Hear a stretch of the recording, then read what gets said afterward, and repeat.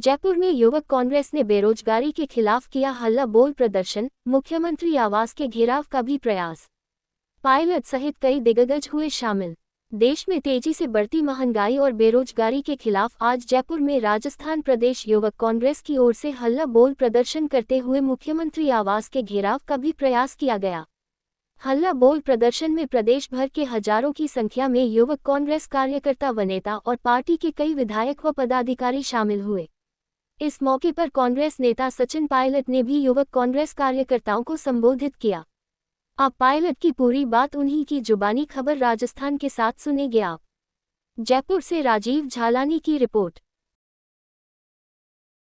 नौजवानों के बेहतर भविष्य के लिए राज्य और केंद्र सरकार की उन नीतियों के खिलाफ, जिन नीतियों से नौजवानों को नुकसान हो रहा है, समाज में द्वेष फैल रहा है और बेरोजगारी जो ऐतिहासिक स्तर पर पहुंच चुकी है, उसके विरोध में आज आप इतनी बड़ी संख्या में यहाँ पर आए हो।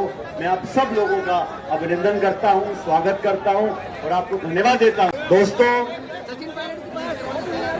राजस्थान में चुनाव हुए 1 साल हो गया और हाल ही में प्रदेश की सरकार ने अपनी 1 साल की वर्षगांठ बनाई। प्रधानमंत्री भी आए, हमारे लिए कर रहे हैं, मुख्यमंत्री ने भाषण दिए, बहुत सारे लोगों ने बहुत सारी बातें बोली, लेकिन मुझे दुख है अरे नीचे कर ले भाई। 12 महीने के कार्यकाल में जो सबसे ज्यादा उम्मीद नौजवानों को थी, इन 12 महीनों में कोई भी रोजगार लाने का काम इस सरकार ने नहीं किया। चुनाव से पहले जो नौजवानों को वादे किए थे, उन वादों को भूलकर सिर्फ अपना राजनीति करने का काम इस भाजपा की सरकार ने 1 साल में किया है और आज उसके विरोध इस देश में जो राजनीति हो रही है, उसका एक प्रतीक हमने कुछ दिन पहले देश की संसद में देखा। भारत सरकार के गृह मंत्री, भारतीय जनता पार्टी का शीर्ष नेतृत्व, ओ भाई मोबाइल नीचे कर ले, सदन में खड़े होकर इस देश के संविधान के निर्माता को बेइज्जत करने का काम करते हैं और पूरे देश ने देखा इस अम्बेडकर साहब के नाम पर भारतीय जनता पार्टी वोट मांगती है। जिस संविधान के सामने अपना शीश झुकाकर प्रणाम करते हैं, उन दोनों को बेइज्जत और बदनाम करने का काम किया। संविधान की धज्जियां सरकार उड़ा रही है, संवैधानिक संस्थाओं को खोखला कर रही है और संविधान के निर्माता को जिन अपशब्दों का प्रयोग किया, मुझे लगता है सिर्फ एक मंत्री नहीं, पूरी भाजपा को देश के लोगों से माफी मांगनी चाहिए। अंबेडकर साहब को जिस तरह उन्होंने बदनाम करने का काम किया और उसके बाद देश की संसद में पहली बार सत्ताधारी दल के सांसद हाथापाई करने पे उतारू, खड़गे जी और राहुल गांधी जी को संसद में जाने से रोकते हैं। मोबाइल थोड़ा नीचे कर लो यार।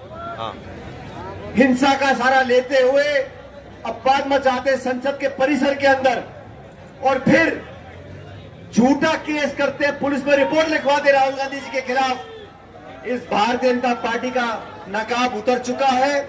ये अपने आप को नौजवान समर्थक बोलते हैं, दलित हितैषी बोलते हैं, आज वो पूरी तरह एक्सपोज हो चुके हैं और केंद्र की सरकार में डरकर, क्योंकि गृह मंत्री जी सदन में जो बोला, जो मान अम्बेडकर साहब का किया, पूरे देश ने देखा और देश में जब आक्रोश फैल गया, गली मोहल्ले पूरे कोने कोने में जाकर जब भाजपा पर थू-थू हो रही थी, अपनी जान बचाने के लिए, अपनी खाल बचाने के लिए संसद में जानबूझकर पूरा ड्रामा रचा गया। हमने आपने देखा, आरोप लगाते भाजपा के सांसद जो कथित रूप से बीमार है, जिनको चोट लगी है। ऐसी कैसी चोट है जो चोट लगते समय तो घाव दिखता नहीं, अस्पताल में जाके घाव बड़ा हो जाता है। ऐसी कैसी चोट है जो पार्लियामेंट में चप्पे चप्पे पर कैमरे लगे हुए हैं। कांग्रेस पार्टी ने चुनौती दी है, अगर राहुल गांधी जी ने ऐसा कुछ किया हो। हम अपने नेता को जानते हैं, नेता प्रतिपक्ष वो संस्कारिक परिवार से है। राहुल गांधी वो व्यक्ति है जिस व्यक्ति ने अपने पिताजी के हत्यारों को माफ कर रखा हो, वो कभी धक्का मुक्की नहीं कर सकते। इन लोगों के पास गृह मंत्री जी की साख बचाने के लिए, भारत सरकार और भाजपा की साख बचाने के लिए इनके मन के अंदर जो भाव अम्बेडकर जी के लिए है वो जुबान पे आ गया, मुंह से निकल गया, पूरे देश ने देख लिया। अब जब गले पर आ गई तो जान बचाने के लिए संसद में टकराव पैदा करा दिया। और मैं तो कहता हूं भारतीय जनता पार्टी में बहुत से लोग हैं